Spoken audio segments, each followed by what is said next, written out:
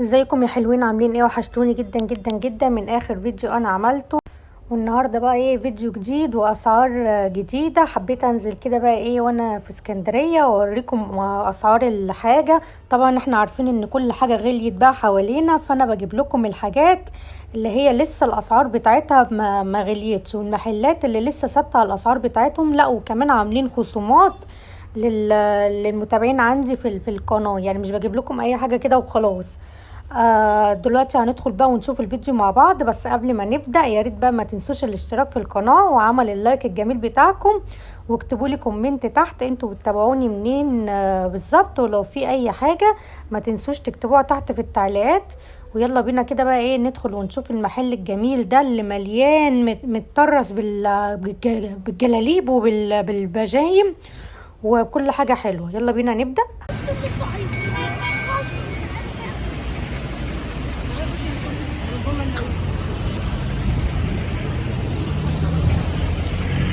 اهلا بكم يا حبايبي. واحنا دلوقتي فين؟ احنا بقى في اسكندريه، المدينه الجميله اللي انا بحبها وكلكم بتحبوها طبعا. وفي عز الشتاء بقى الدنيا كانت بتمطر، ما بصوا يعني ايه، المطره ما بتسكتش خالص وما بتفضاش خالص في اسكندريه. كل شويه مطره مطره مطره مطره، بس الجو دافي. وانا ماشيه بقى في اسكندريه كده، وفي شارع اسكندريه وفي المنشيه وفي الزنقه وفي الحتت دي، قابلني شارع كده اسمه شارع النصر اللي هو جنب البنزينة، اسمه شارع النصر. فقلت بقى ايه، ادخل شارع النصر ده مشهور جدا هناك واتمشى فيه كده بقى ايه، واشوف المحلات والاسعار والحاجات دي كلها بمناسبة الكريسماس والهدايا والكلام ده كله. فباخدكم كده بقى ايه في وصف، في جولة تفصيلية كده في شارع النصر اللي هي جنب البنزينة كده على طول. يا جماعة تدخلوا الشارع ده شوارع منه متفرقة منه، اسمها شارع فرنسا والشوارع دي كلها، بس الشارع ده اسمه شارع النصر. وانا ماشية كده في شارع النصر قابلني بقى ايه على الصفين كده محلات هدوم رجالي وحريمي وولادي واطفالي وكل حاجة، يعني كل حاجة انتوا عايزينها هتلاقوها هناك. واسعارهم جميلة، يعني في اسعار مخفضة كتير اوي في الشارع ده. بصوا المحلات عاملة ازاي بالترنجات الاولادي والجلاليب والترنجات الرجالي والجواكت، كل حاجة هتلاقوها في الشارع ده. الشارع اسعاره حلوة جدا، يعني انتوا لما هتروحوا هتلاقوا في الشارع ده اسعار جميلة جدا. فلقيت قدامي المحل ده محل جميل جدا. ده محل الشيخ ابراهيم واولاده، هتلاقوه برضو على اليافطة كده الشيخ ابراهيم واولاده.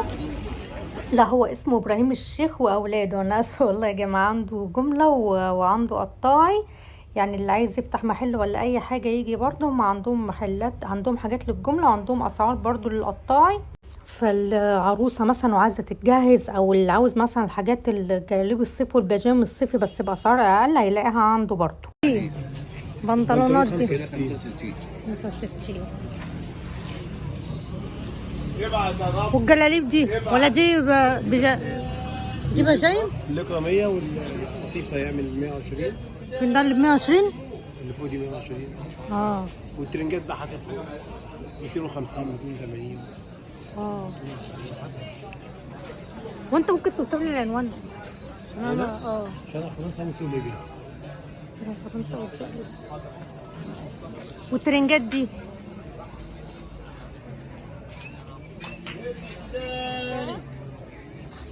دي عاملة 180. والباقي كده 120. الحمد لله. واللي فوق ده؟ اللي فوق ده 220 250. والباقي حسب.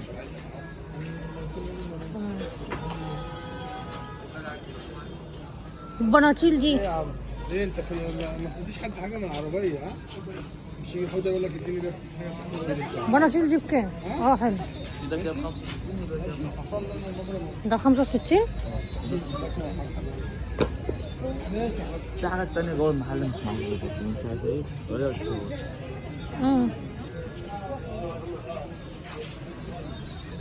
وده نفس السعر؟ ده ب 75 جنيه. 75. بس البطانة بتاعته عاملة ازاي؟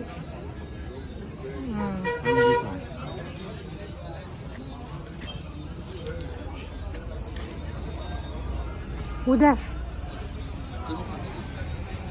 3 قطع. 3 قطع. وده بكام؟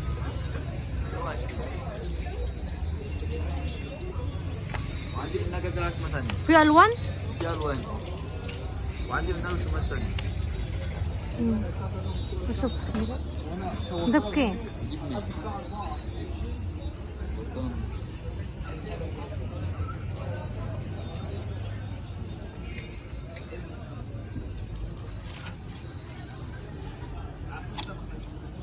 البناطيل دي بكام؟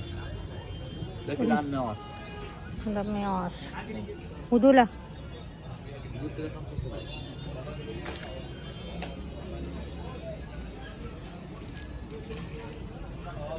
وده ترنج ولا لوحده؟ بس التيشيرت في الترنج بتاعه. ده بكام؟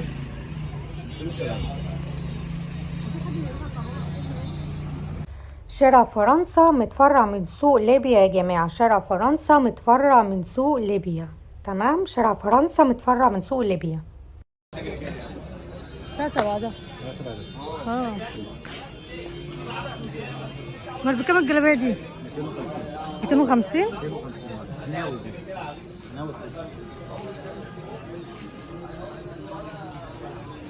بس فيها كذا موديل.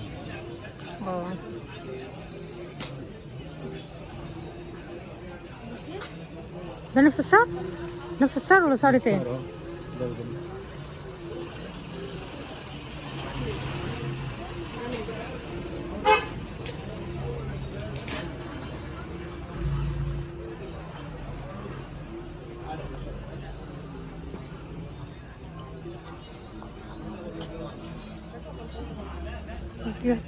نجيب حزام.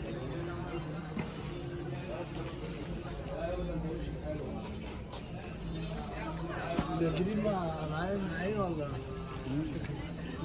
دي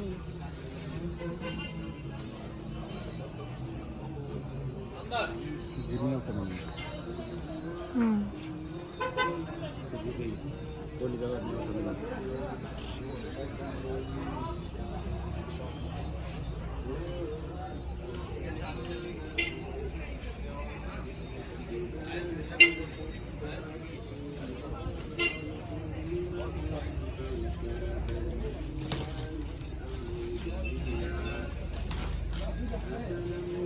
بصوا يا جماعة كمية الأشكال والألوان عندهم وجميع الموديلات بأحجام مختلفة بأسعار جميلة جدا. وكمان لما تروحوا تقولوا ان انتم متابعين القناة يعمل معاكم تخفيض حلو جدا جدا جدا.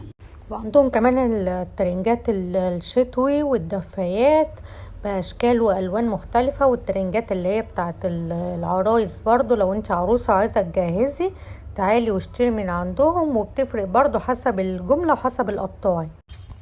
بصوا الدفاية البطوط دي كانت شكلها حلو جدا يعني جميلة قوي، كانت 150 جنيه وكمان بتدفي قوي من جوه، وشكلها عجبني جدا جدا جدا، جميلة قوي بجد. يعني بالنسبة لسعرها لا حلوة قوي. بصوا كمية الجلاليب اللي عنده والبشايم.